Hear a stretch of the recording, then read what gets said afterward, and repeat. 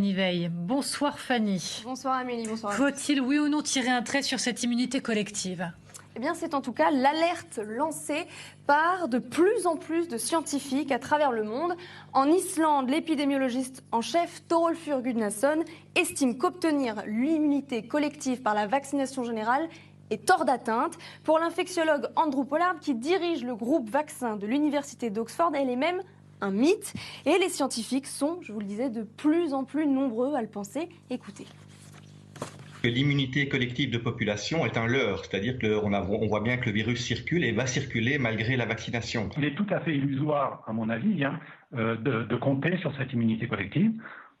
Tout d'abord parce qu'on ne l'atteindra pas en France, et puis comme il a été dit, il y a des problèmes de réservoirs, que ce soit des réservoirs animaux ou même que ce soit des réservoirs humains dans les pays qui ne sont pas vaccinés. I think the concept of herd immunity in the way that the WHO uses it and the way that I use it is unachievable because we know that the infection can spread in vaccinated populations. Alors, pourquoi cette alerte ? Parce que le variant Delta a considérablement changé la donne. Il y a quelques mois, les scientifiques pensaient avoir un vaccin efficace contre les formes graves du Covid, mais aussi contre la transmission elle-même du virus. Or, avec l'arrivée du variant Delta, les vaccins se sont révélés en fait beaucoup moins efficaces pour freiner cette même transmission.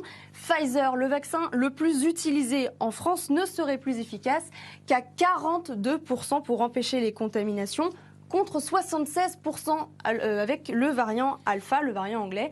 Conclusion d'une étude américaine parue il y a une dizaine de jours. Autrement dit, sur 10 personnes vaccinées avec Pfizer, 6 risqueraient donc, malgré tout, d'être contaminés par le variant Delta. Moderna, en revanche, serait plus efficace, 76%, mais il y a donc, vous le voyez, 24% de personnes qui seraient toujours susceptibles d'être contaminées. Et c'est ce qui se passe en ce moment à Malte, 443 000 habitants, 92% de ces personnes sont vaccinées et malgré ça, le pays, vous le voyez, a enregistré fin juillet son deuxième pic de contamination, le plus élevé depuis le début de l'épidémie. Et en France, c'est le même constat. Selon l'adresse, entre le 26 juillet et le 1er août, le nombre de tests positifs pour 100 000 personnes s'élevait à 345 chez les personnes qui n'étaient pas vaccinées, 45 chez celles qui l'étaient avec 2 doses. Certes, c'est bien moins, mais ça prouve donc bien que le vaccin n'arrête pas totalement le virus. Conclusion,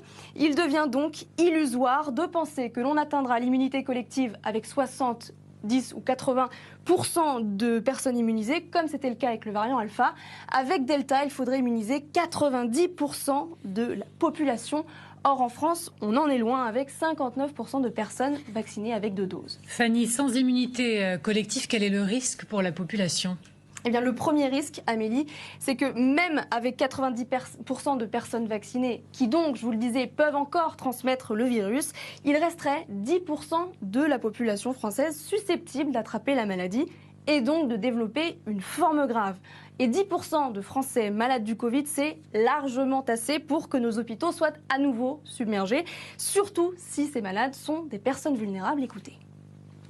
Pour que vraiment on soit à l'abri d'une saturation des services hospitaliers, il faut que dans la population vulnérable, on ait un taux de vaccination qui soit à plus de 95%. Le seul 95%, parce que la première vague, elle a eu lieu avec 4,4% de la population vulnérable. Donc il faut vacciner quasiment 100% de la population vulnérable, ce qui est quasiment impossible, parce qu'arriver à un niveau de 100%, c'est quasiment impossible, ou 85% de la population des adultes. À ne pas négliger, c'est qu'un virus qui circule, c'est un virus qui mute. Et on risque donc l'apparition d'un variant encore plus dangereux que le variant Delta. Bon, merci beaucoup Fanny pour les